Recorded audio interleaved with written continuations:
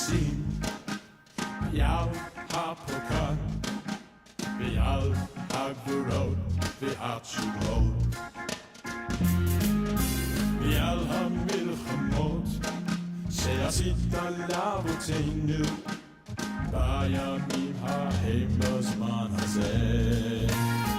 Oh God, we thank you. Oh God, we praise you as you lead us to victory. For every miracle, for every blessing, it's your light that still keeps us strong. Oh, la da da da da da da da, la da da da da da da da, la da da da da da da da, la da da da da da da. Because of your might, we fought a great fight, and through the darkness you led the way. Yeah, you made our nation strong. You gave us a land to call our own. From those days and even today. Oh God, we thank you. Oh God, we praise you as you lead us to victory. For every miracle, for every blessing, it's your light that still keeps us strong. Oh, la da da da da da da da da, la da da da da da da da da, la da da da da da da da, la da da da da da da da.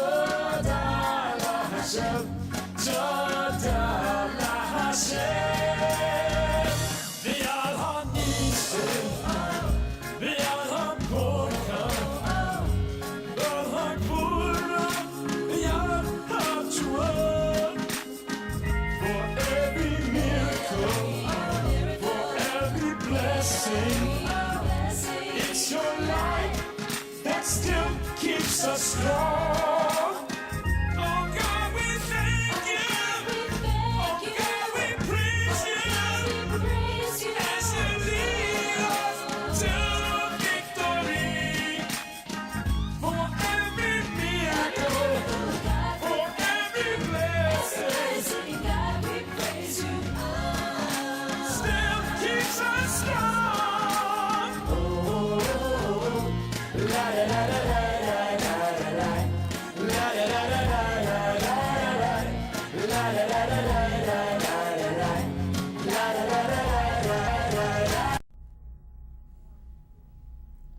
Shalom, I am Rabbi Shaul Praver. You're watching Rabbi Rock. Welcome. Bruchim Habayim. We have the great pleasure of being with Brett Goldberg once again today, an author of a book called A Psalm in Jenin.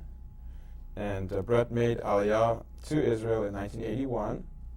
He served as a tank commander in the IDF, Israel Defense Force. He lived in a town called Yerucham. It was a development town for 10 years. And now he runs a software company in the U.S. And 6 years ago, after the controversy surrounding Operation Defensive Shield, he wrote this book, A Psalm in Jenin, based on interviews he conducted with Israeli soldiers and their families. So once again, welcome, Brett, to Rabbi Rock. Great to be here. Shalom. Now, here's your book. I'm going to hold it up, and camera one's going to come in, and I want to ask you a question about it. You've really were motivated to write this book, during these events of the alleged Jenin massacre, which turned out not to be a massacre at all, but a very disciplined operation, and you felt that there needed to be a bridge built between the Americans and the Israelis that perhaps eroded in the last couple of decades. Exactly. I wanted for there to be more understanding of the lives that Israelis and Israeli soldiers in particular were living at that time. And I felt that the stories of their lives were not making it here.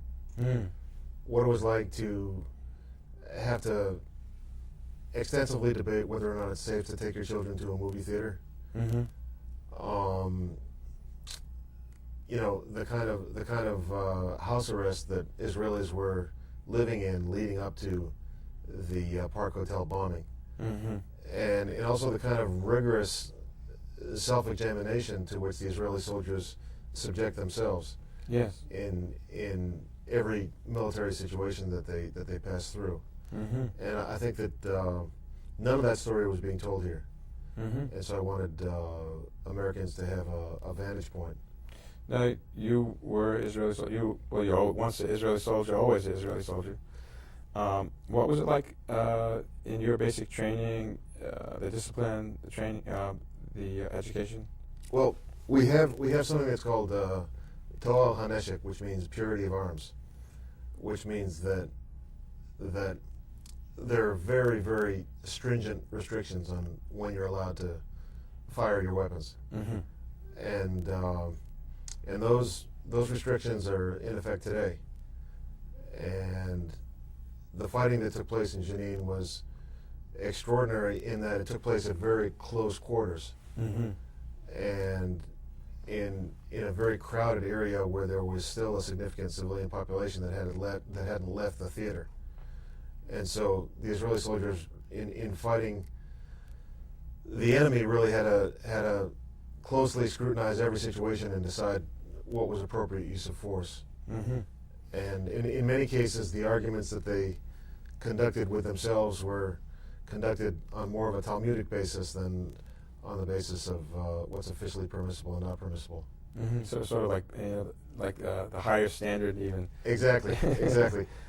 There were arguments conducted on whether or not it was permissible to drink a cup of coffee in an occupied house. Yes. There were arguments. There was one commander who was later killed who, when he brought his soldiers out of Jenin, had them all stand in a circle. The commander's name was Avihu Yaakov Zichrono Livracha. And when he assembled all of his soldiers, he said, anybody who took even the smallest thing, put it in the center of the circle.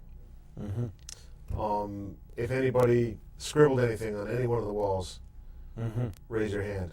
And he was such a beloved commander that the punishment for those who had taken anything and had presented it in the middle of the circle, the punishment was that they wouldn't be included on the next mission. Wow. Which, for a lot of soldiers would seem like a reward. But Avihu was such a beloved commander that, nobody ever wanted to be left out.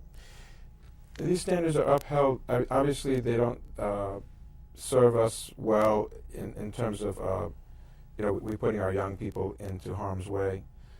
We're certainly not getting any credit for it. They only malign, the Israeli IDF. But they're being done because that's our way of life, isn't it? It's who we are. And I think that American Jews will gain a much better understanding of who we are as Jews by learning about how these men conducted themselves.